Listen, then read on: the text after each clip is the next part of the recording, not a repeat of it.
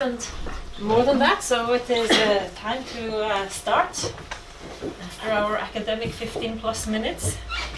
I welcome you all to this lecture, which is the second this semester, or is it the third already? Third. It's third already. We are very efficient here this spring. I am very glad to introduce Dr. Thomas Arentzen from the University of Oslo, Faculty of Theology, as tonight's speaker. And as you can all see, he will be speaking on the topic Envisioning the Virgin in the Byzantine Night. This is not a random topic that he has chosen for the occasion just here. It is a topic that he has been working on for a long time, and so one of the things that makes his research into this area special, I would say, and maybe not, you would have to, it's not necessarily what people would associate when they hear about envisioning the Virgin, for example, within the Greek context, is that Arentzen is interested both in how philosophers and thinkers and theologians have written about this topic, but also the more common approaches and literary approaches by people who don't have this kind of systematic approach to thinking. He has also been working on more modern Orthodox church history, and his current research project as a postdoc is called Bodies in Motion, Religion and Corporeality in Late Antiquity. He has his doctoral degree from Lund University in Sweden from 2014 with the thesis Virginity Recast, Romanos and the Mother of God. And his, I guess it's a publication of your thesis, The Virgin in Song, Mary and the Poetry of Romanos, the melodist. That's a rewritten version, I suppose. Yes. And he has also published a book in Swedish, Ortodoxa och Österländska kyrkor i Sverige, so Orthodox and Eastern Christian, yes, churches in Sweden. And I also know from some of my friends here, and we haven't talked about this, but you also have good connections here in Greece in a broader theological environment. So, without further ado, please. That was your paper, not mine. Go ahead, you can read it if you want to. Actually, we're very glad to have you here. Thank you. I'm so very delighted to be invited, and I also actually brought a copy of my book. So just to show you, this is the one you mentioned, The Virgin in Song, which is, I think, basically what I will talk about today is sort of based on this publication that came out last year, and so it's about Romanos and Romanos the melodist, and I will talk mostly about him here tonight. But thank you so much for inviting me, Johan. It's very exciting for me to be here. This room here may seem like an ordinary room to you, but for me it's a very special room, because this is where I met my wife, in this very room. It was back in 2000. I was here for a course in modern Greek. I came a little late. I'd just broken up with my girlfriend.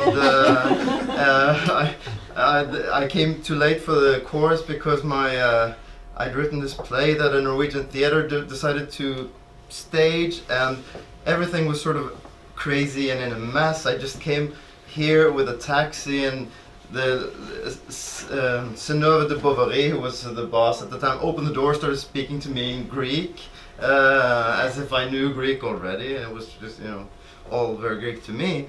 But then after this very chaotic beginning, in here was this beautiful girl or woman whom I later came to marry. So as you can understand, it's very nice for me to be here, and my wife was very envious of me for being able to go here. So thank you. And thank you for coming, all of you. Well, I'll then leave my private life aside and rather speak about something more interesting. So,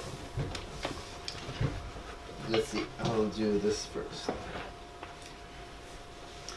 According to stories later told, the Virgin Mary appeared one 6th century night to a young man of Syrian descent, as we see here. The Constantinopolitan winter had just pulled dark curtains around the city, and yet people were gathering in the suburb of Vlacherne. The famous Marian shrine outside the city walls would attract faithful all year round, but of course Christmas Eve was a special time. Like other feasts with a strong Marian band, it drew considerable crowds. Vlacherne was, of course, the most important Marian shrine in Constantinople. People were thronging, chants charged the air like incense. The night was filled with excitement. And this young guy from the eastern provinces was named Romanos. He was normally stationed at another Marian shrine, an old church of the Theotokos in the western part of town. Although a deacon, he did not know how to sing, and his voice was useless. But it was Christmas, and he had made his way across streets packed with unwavering sellers and entertainers out to the popular sanctuary on the Golden Horn. And it was there, during the night, that the Mother of God approached him. In a dream or a vision, Romanos suddenly saw the Virgin Mary herself, standing in the front of him. She was leaning towards him, and she held up this scroll, this written text rolled up, and she moved it towards his lips and asked him to swallow it. He opened his mouth and ate it. This enigmatic scroll, the legend says, transformed him. This guy who couldn't sing. His voice turned sweet and gentle. And after this secret encounter, in the night, he mounted the ambo, the platform in the Byzantine church where people would preach and sing. And he began to sing I Parthenos Simeron, the Virgin today gives birth, his most famous hymn, his most famous Kondakion hymn. So this legendary episode, which is known to many of you, I'm sure, brings the story of Romanos' life in close contact with that of the Virgin Mary. She has given him a voice, and he started singing about her, about the Virgin herself. She made him sing, and as it happens, a lot of his song came to be dramatic presentations of her, of the Theotokos. So that's the legend. She inspires him to speak. From the historian perspective, of course, the story is more adequately read the other way around. That Romanos leans towards the Virgin, touches her lips, asks her to open her mouth. He provides her with voice, with words and speech. Because after their encounter, she emerges tall and erect in the middle of the church nave, as I will show you later. In the I Parthenos Simeron hymn, the Theotokos herself exclaims, "You have made me the mouth of my entire race." So that's what I'm going to talk about, how he, this poet, makes her someone who speaks. And this is also part of what my book is about. But since maybe not everyone here is very familiar with how these kontakia worked, these liturgical poems that Romanos wrote, I will do first a very sort of a brief background tour of the genre and how this worked in the liturgical context of Constantinople.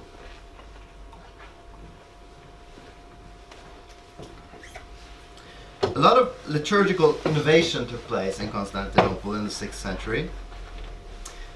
Before, there had been pagan festivals that were important and added color to Roman cities. Now, Christian festivals were more and more taking over and having a similar role, filling the urban spaces. Liturgies were performed within church buildings, with processions, grandeur, and splendor. Popular fairs and nightly festivities accompanied these celebrations of saints and sacred events. The ecclesiastical rituals were claiming the streets, and Christianity was confidently turning the public thoroughfares into places of its own enactment as a civic religion. This is very much happening in the late 5th and 6th centuries and onwards. And in these, I mean, we're used to very much thinking of these as sort of theological events, but they were also, of course, popular events with jugglers, mimes, jesters entertaining the public, as did erotic dancers and actors, and there was this expanding repertoire of Christian stories being told in these settings. They needed also Christian stories that were entertaining, that were sort of reflecting these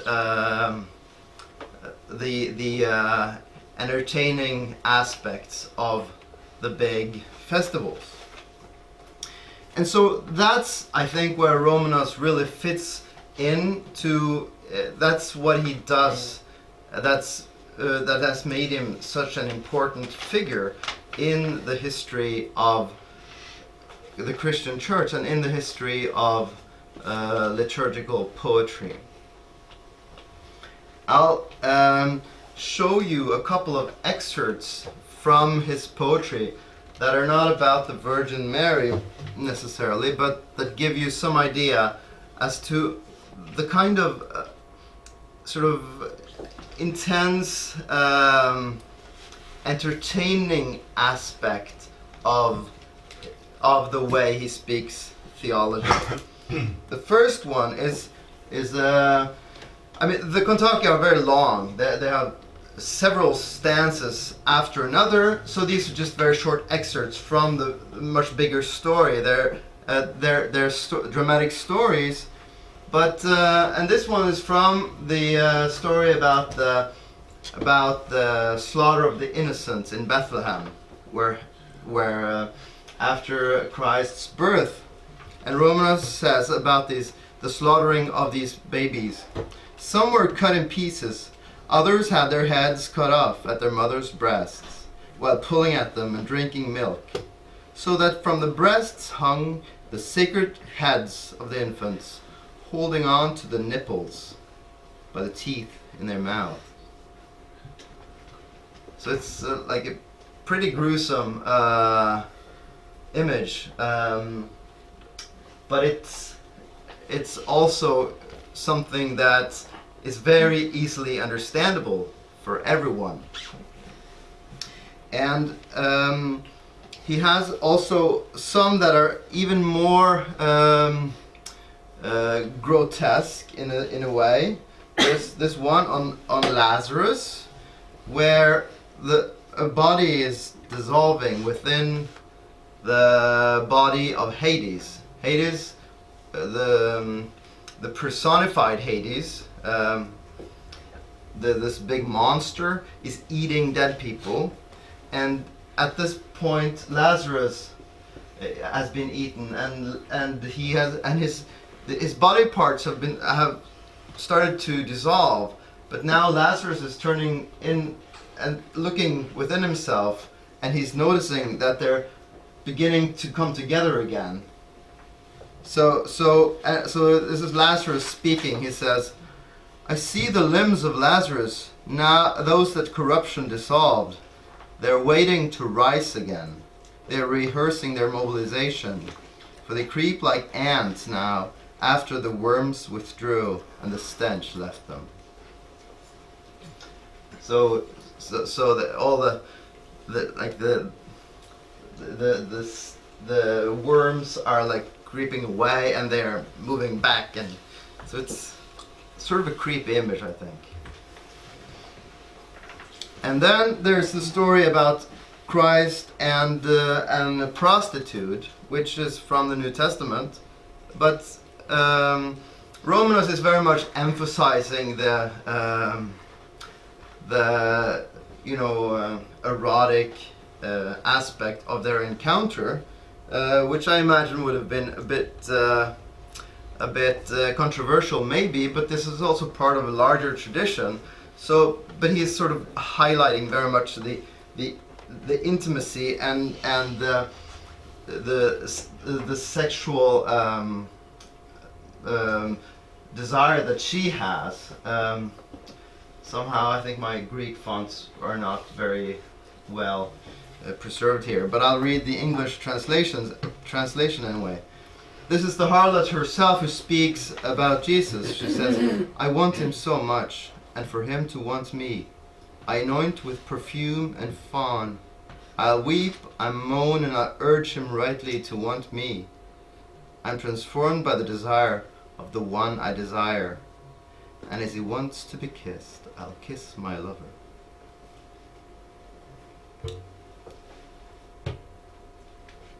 So you see, there's no doubt as to, the kind of intense longing that is going on here in this very corporeal encounter between the two. And then the last example I'll show you is more of a sort of a little quarrel between Mary and Joseph, as Mary has just had Gabriel visiting her, and there's been something going on between Gabriel and Mary, obviously, and as we all know, it's the Annunciation, and she says that there's been her virginity has been threatened in this encounter, and she's blaming everything on him. She says, "Where were you, wise man?" So there's sort of an irony here. "How could you not guard my virginity?" Because that's Joseph's job, basically. "Someone with wings came and gave me for betrothal pearls for my ears. He hung his words like earrings on me. Look, see how he's beautified me and adorned me with this." So,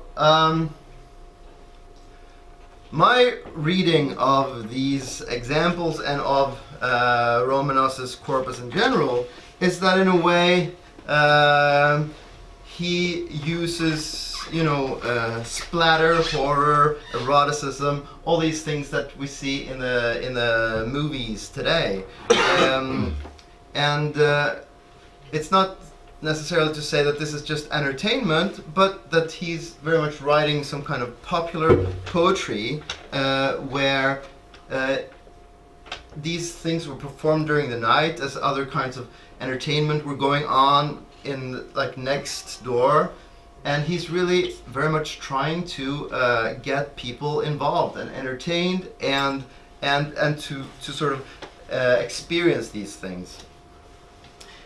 And in that sense also he's also part of developing the Christian imagination, the Christian story world very much.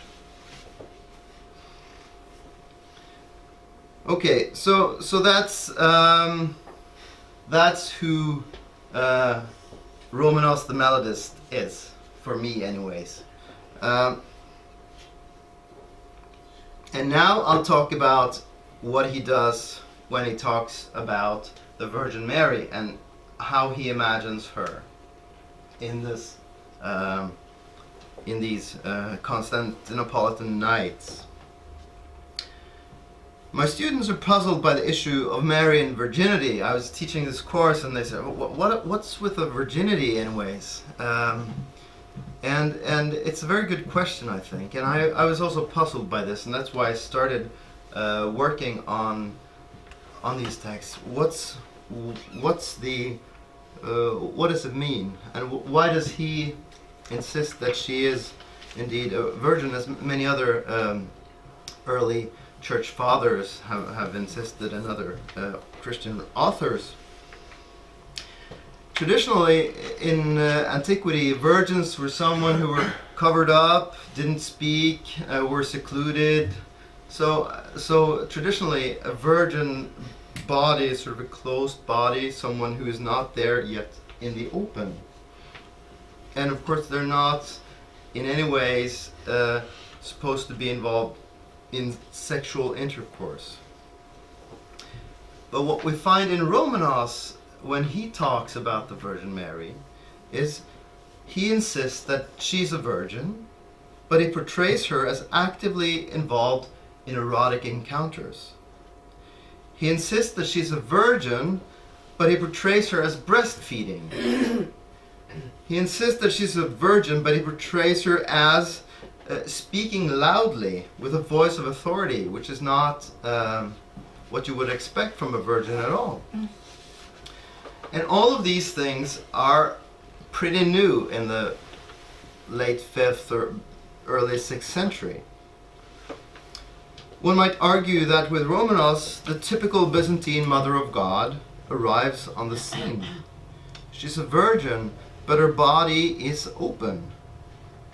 In a certain way, she resembles a Constantinopolitan maiden, but she's much more complex than that, much more open. So in a way, she becomes a very unique person.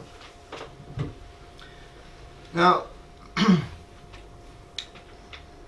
my focus now tonight is about speech and about her speaking. And late ancient authors like to use speech very much as a way to characterize the speaker, ithopoia. This was what they were also taught in their progymnasmata education in school. But the voice is also something more than just portrayal of a character. Voice means power. The speaker voices his or her opinion, gives priority to certain kinds of interpretation, and gives weight to his or her subjectivity. With a voice, one may rule or command or decide something. So voice is power, and voice can also be, of course, have a sensual appeal, like the sirens, for instance.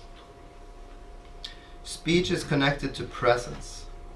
With the use of vocal cords, the body stretches out through sound waves, fills the space, touches the listeners, and becomes present and alive to them. And the fascinating thing, or the interesting thing for me, is that the Virgin Mary didn't speak very much in the earliest Christian centuries. Virgin girls were not expected to speak very much. And they were not expected to fill a room with authority and presence. For instance, Clemens of Alexandria, the early church father from Alexandria, says that such is the virgin's speech, tender and unformed. So nobody is expecting to hear a virgin speak in a public space. And it, of course, nowadays we know about the idea of the Virgin Mary as a person who is praying on behalf of people. She's interceding on behalf of humans and individuals. So we're sort of used to her to thinking of her as someone who speaks. But this is not so in the earliest Christian centuries. For instance, Athanasius of Alexandria also says that Mary never raised her voice. Even when she prayed, she was completely quiet, and everyone was amazed. For, as he says, they did not hear her voice, but only saw that her lips were moving slightly. So this is all.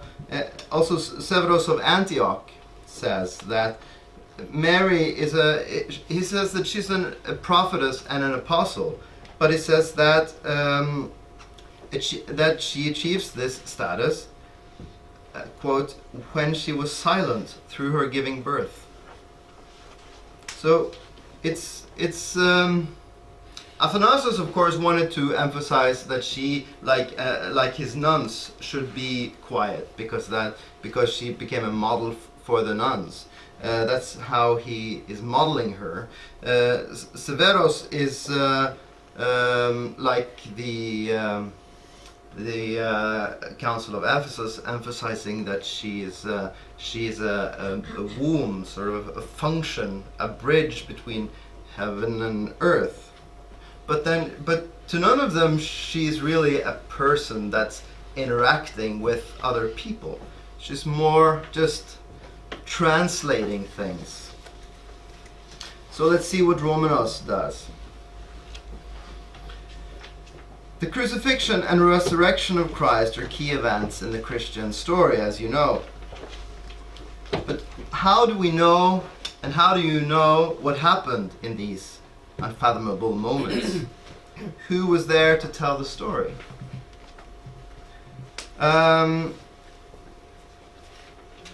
That's one of the questions that Romanos is sort of giving us a new answer to. If we go to what the Gospel of John calls Jesus Christ's first miracle, this is a story that Romanos is also telling. He's telling it in his own way, and it's a very important story for him because it's a story of the Virgin's interaction with the crowd and with her own son. So we're in the middle of this dramatic narrative, and Mary asks her son to help the desperate hosts who have no more wine. I think you know this story. And then all of a sudden the poet, Romanos, or actually it's the poetic we that sort of breaks into the story and says to her, like, how should we understand this that you're doing now? How did you know that he could actually, that Jesus could actually do a miracle if this was his first miracle? So Romanos constructs a we that is listening and saying, how can we understand what you are doing, Virgin Mary?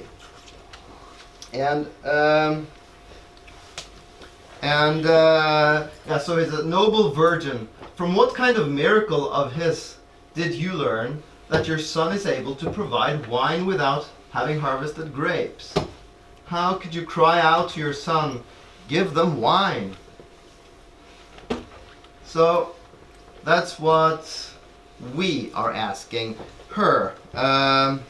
And then he says, let's be instructed by the words of the Mother of everyone's God.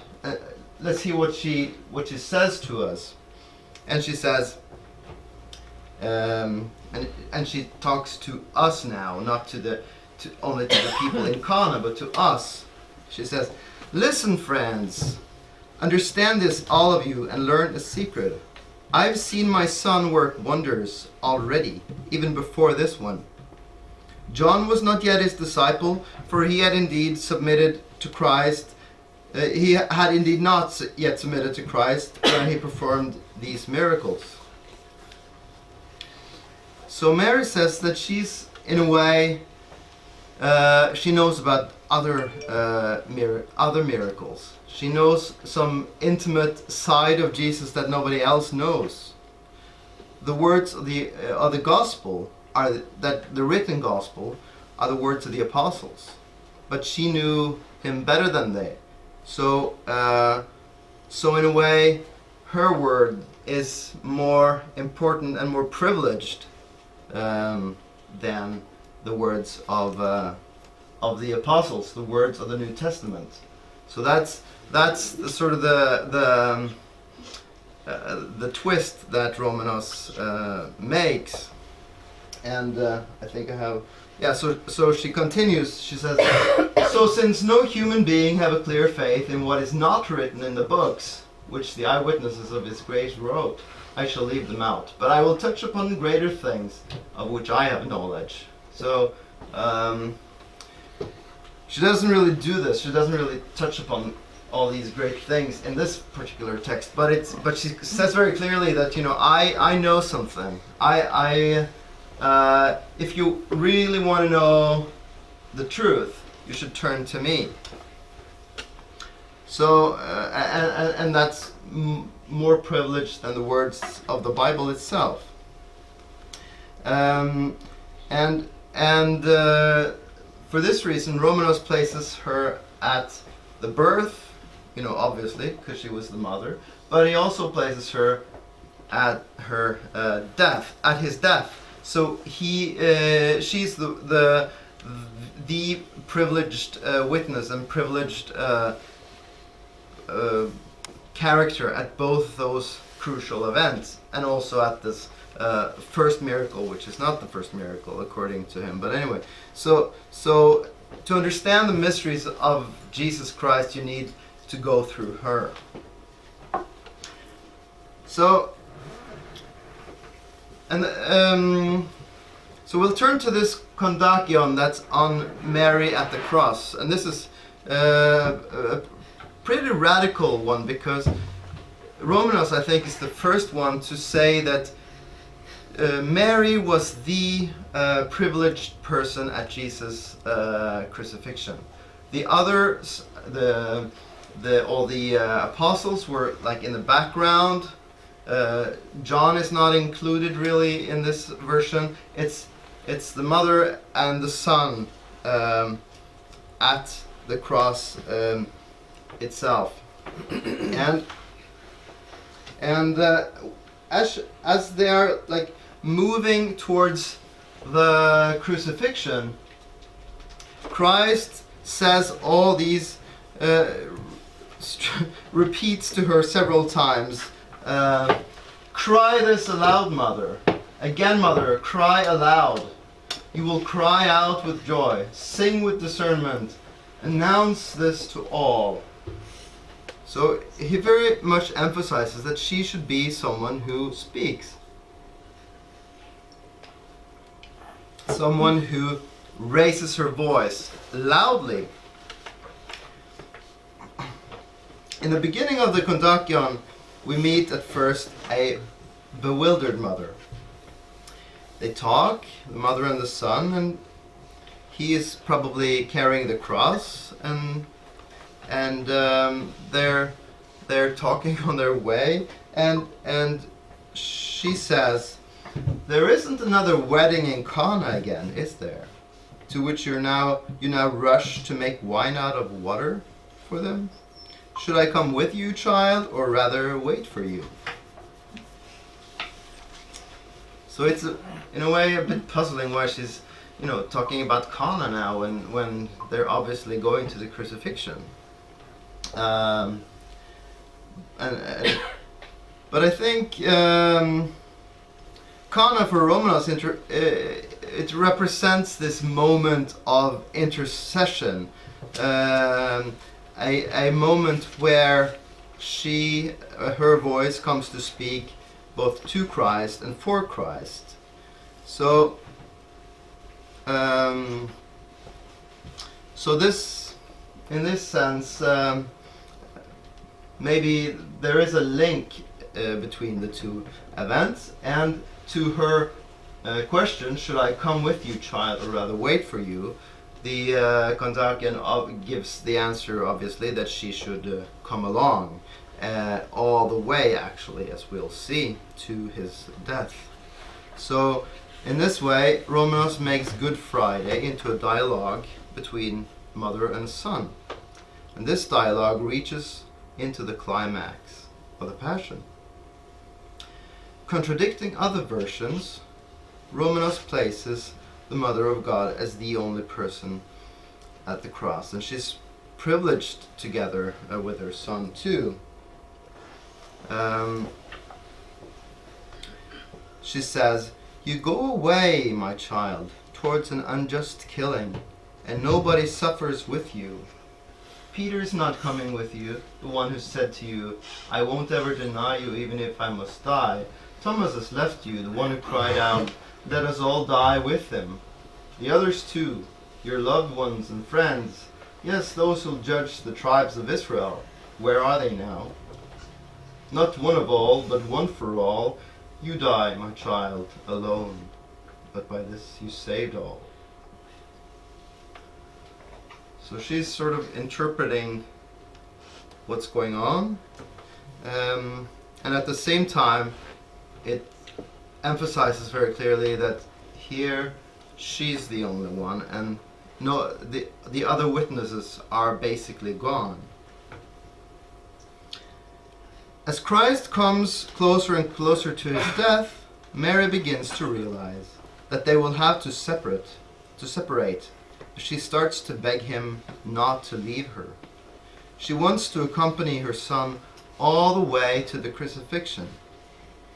Eventually, he says that she may come with him all the way, but she must be careful to use her voice in the right way. She should not use it to weep, but rather to scream out. And this is Christ speaking. "So if you come with me, do not weep, mother.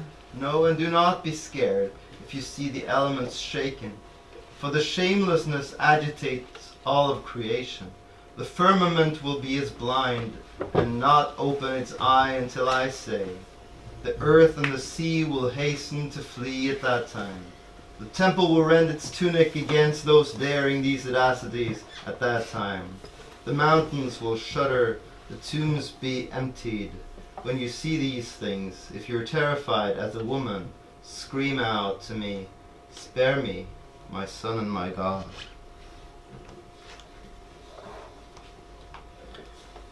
So in the climax of the Passion, voices and hierarchies implode. The eyes of the world go blind, as we see, and the only mother and the only son, only the mother and only the son may witness what happens. When nobody is able to watch, she's there to watch. Of course, these prospects here allude to Matthew 27, where the curtain in the temple is torn, tombs are opened, etc. And probably Romanos' congregation would have heard these words, or this pericope, being read on that very day in church. So they probably, remembered some of the details too.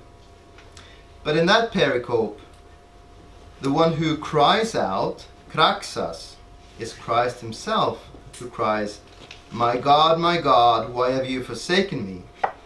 But in Romanos' version, the one who cries out, kraxon, is the Virgin Mother. And she's not crying, my God, why have you forsaken me? But she's crying, spare me, my son and my God.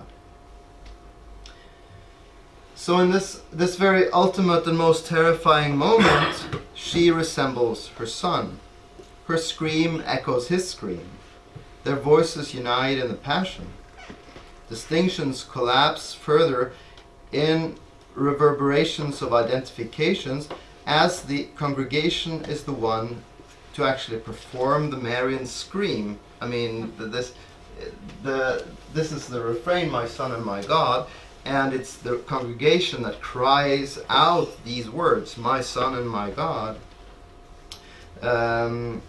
So with the Mother of God, the congregation cries to the God on the cross for help. So the hymn on Mary at the cross establishes the Mother as the preeminent witness to Christ's life and work. Nothing surpasses her voice as medium of knowledge about him. This is why ultimately Christ exhorts her to, he says, run, mother, announce to all that in suffering he strikes the one who hates Adam, and victorious he comes, my son and my God. So heroically the Virgin will voice the secrets of the divine dispensation. That's her job.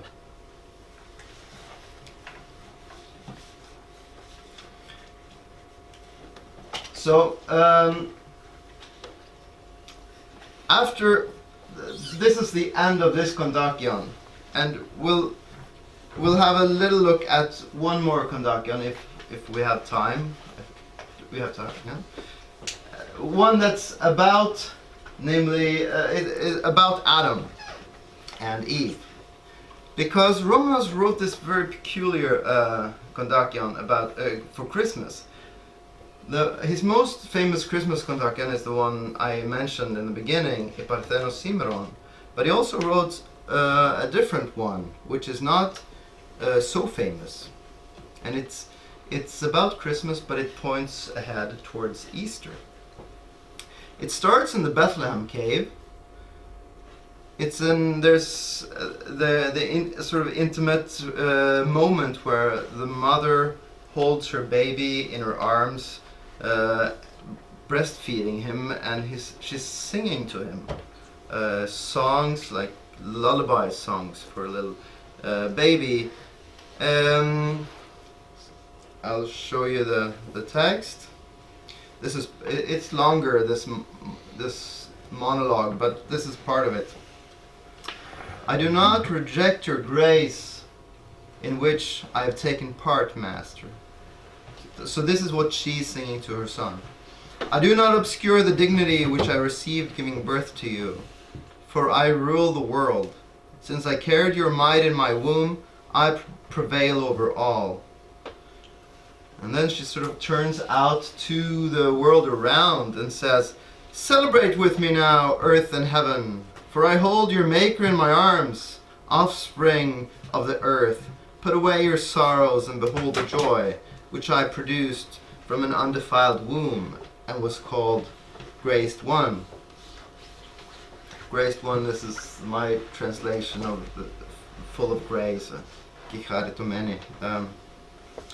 So, as she sings this, celebrate with me now, and sort of, sings to heaven and earth, the people hears this, of course, the people who hear this song in church, but there's also someone else who hears it, namely the primeval couple down in Hades, Adam and Eve. So they hear her song. She's in the cave, and I don't know, somehow her song reaches down into the underworld where they are. And because her song sort of echoes throughout the whole creation. And so we learn that when Mary was singing praises to the one she had borne, playing with the infant she brought forth on her own, She who bore children in pain, that's Eve, heard her, and rejoicing, Eve cries to Adam, "Who has now sounded in my ears what I had hoped for, a virgin giving birth to the deliverance of the curse? Her voice alone has delivered me from the tribulations." So Eve was slumbering in Hades, you know, she was like almost sleeping, her death sleep, but Mary's voice is waking her up.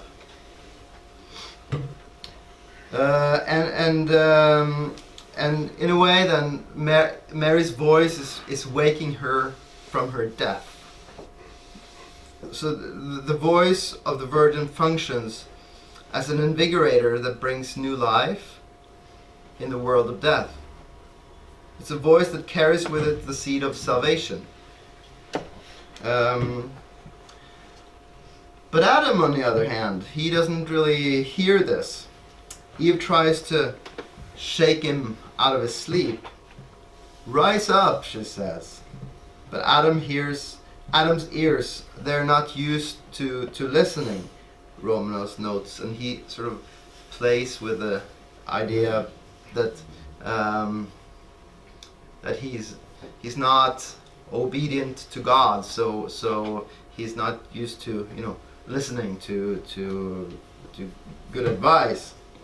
He only listened to bad advice from his wife before. But finally he wakes up and rubs the slumber from his eyes and hears Mary's voice somehow in the distance. And he said, "I hear pleasant song, delightful warbling, but the tone of the singing does not delight me, for it's a woman, and I fear her voice. I have experience, thus I'm afraid of the female sex. While the sound enchants me, the instrument rattles me." So the instrument, that's the female voice. He's stricken by temptation, he thinks at least, because he's loving this sound that he hears, but he's very much afraid of the instrument. So he's like some Odysseus, afraid of the siren's voice. And he hears that she talks about redemption, but he cannot trust the singing. So he thinks that this is all just some new kind of being fooled by a woman. And Mary and Eve now starts to talk. And this is very much like a dialogue between two women, and Eve starts to complain to Mary about how difficult Adam is to live with. He's not really an easy guy, and Mary, you know, understands her, but she says, "Don't grieve anymore. Things will be easier from now on. I have come." So she says, "Cease your lamentations, and I will be an ambassador for you to the one who is from me. Forget about misfortune. I have given birth to joy. For to pillage all sorrows I have come." The grace one. She's filled with sympathy and compassion. She will speak for them, on behalf of them, and represent them verbally in relation to the Son. And Romanos says, "With these words and many others, Mary comforted Eve and her companion." And then eventually, in the end of this, hymn, Mary turns to her Son with tears and presents the problems that Adam and Eve have and their sorrows. And then Christ says, "You should use your voice.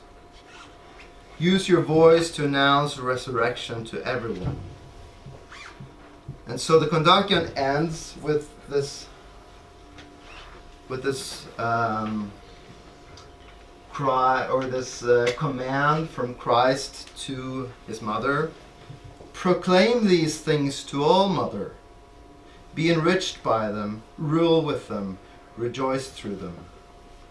And these things, that's the sort of the good tidings that he has told her before that. So she should proclaim the gospel and be enriched by it and rule with it.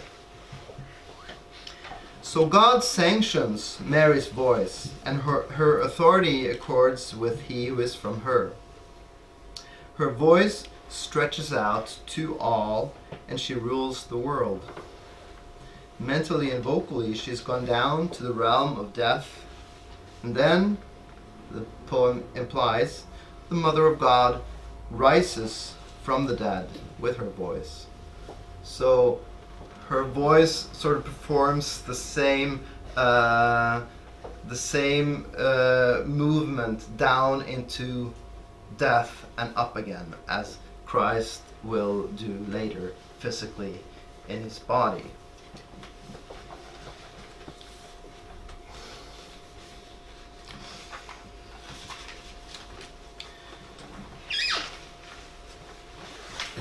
So there are some interesting aspects, I think, with this and the relation between Romanos's voice and the Virgin's voice. I'm not going to go into that right now, but we could maybe talk about it afterwards if there's time for it, because I think I'll conclude now, and we can have a discussion if there's room for that. So before Romanos started to compose Kondakia for the churches of Constantinople and staged the verb virgin as a verbally articulate person, most people of the city had probably never heard her speak. At least not in very long stretches. I mean, there are earlier texts where she has a little line or two, or we have the Magnificat. But with these songs, all of a sudden she becomes someone who speaks in a very privileged way, and in the middle of the big churches, or at least the churches in Constantinople. We don't really know exactly which ones these songs were performed in. Through Romanos' hand, Mary was not merely spoken of, but she became most explicitly someone who spoke herself in dialogues and in monologues. Through the performance of these hymns, she raised her voice and was heard in the great churches and the streets of the imperial city. Romanos gave the Virgin her own voice, and by so doing he granted her a new degree of subjectivity, agency, and power. In a profound way, Romanos made her present to the people who heard her voice through his. In the middle of the churches, in the middle of the empire, she would speak and address her people, and they could relate to her and speak to her, their ambassador and their ruler. Thank you.